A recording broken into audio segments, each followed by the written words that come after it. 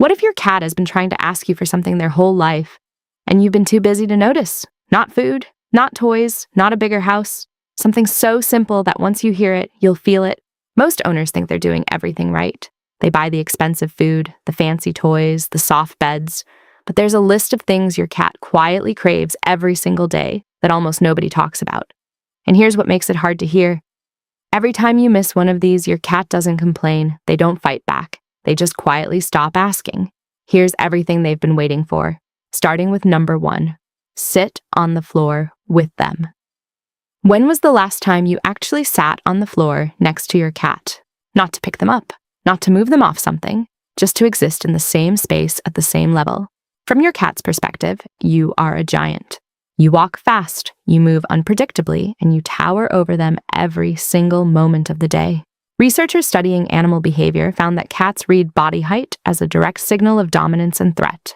The taller you are, the more your cat has to assess you before they can relax. But the moment you lower yourself, something shifts. You stop being something to monitor and start being something to approach. Next time your cat is lying in the living room, just sit on the floor a few feet away. Don't call them over. Don't reach out. Just be there. Most cats will look at you differently almost immediately. Some will slowly walk over. Others will just sink deeper into wherever they're lying. Because for the first time, you stopped being the giant in the room. Most owners spend years trying to earn trust with treats. You can do it in 10 minutes. Just sit down. Number 2, let them sniff before you touch. Here's something most owners do every single day without realizing it's a problem. You see your cat, you reach out, you pet them, but from your cat's side of that moment, you just skipped the most important step. Your cat's sense of smell is 14 times stronger than yours. It's how they identify you, process your mood, and decide whether this moment feels safe or not. When you skip straight to touching, you're essentially hugging someone before they've had a chance to figure out who you are. A study published in the Journal of Veterinary Behavior found that cats allowed to initiate contact through scent first showed significantly fewer signs of stress during handling. The fix is simple. Before you reach for your cat, extend one finger a few inches from their nose, and then wait. If they lean in, that's a yes. If they pull back, that's an answer too. 2 seconds. That's all it takes. 2 seconds that tell your cat, I'm asking, not taking. Number 3, give them a high place to own.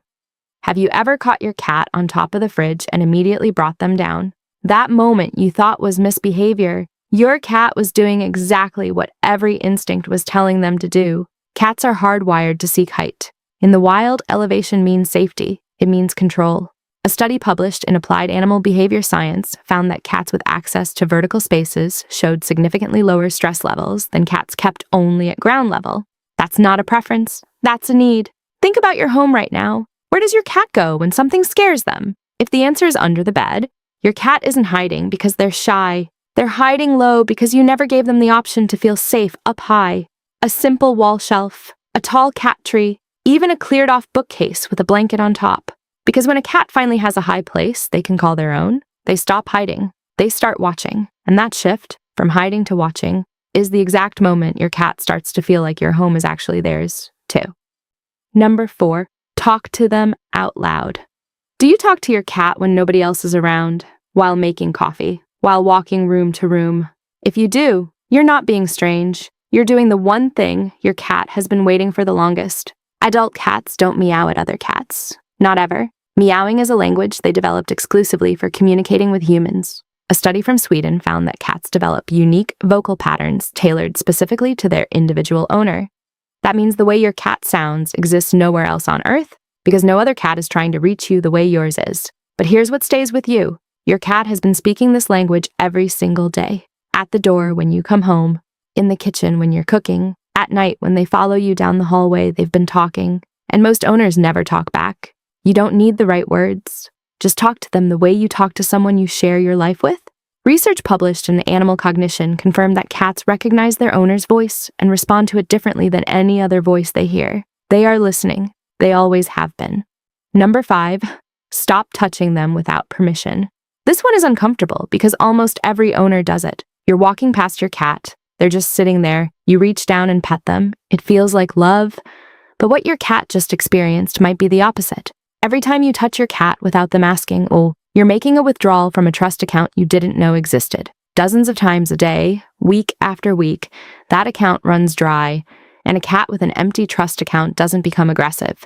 They just quietly start avoiding you. Researchers at the University of Lincoln found that cats who had control over when they were touched formed significantly stronger bonds with their owners than cats who were petted freely. What does an invitation look like? It's the head nudge against your hand, the slow walk toward you with their tail straight up, the moment they curl into your lap without being placed there. Those are invitations. Everything else is you deciding for them. The moment you stop reaching and start waiting, your cat starts coming to you more, not because you trained them to, because you finally became someone who felt safe to approach.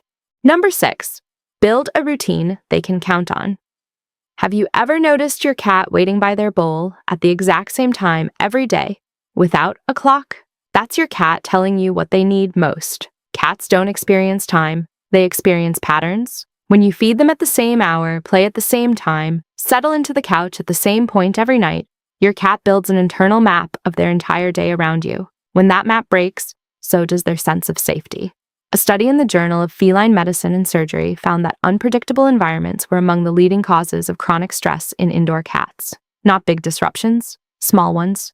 Feeding 30 minutes late, skipping playtime for a week, to you, that's just life. To your cat, the one stable thing in their world just became unreliable. Same feeding time, a short play session they can count on. Even sitting in the same spot every evening gives your cat a rhythm they can relax into. A cat who doesn't know what's coming next is always on guard, and a cat who's always on guard doesn't have the energy to love you the way they want to.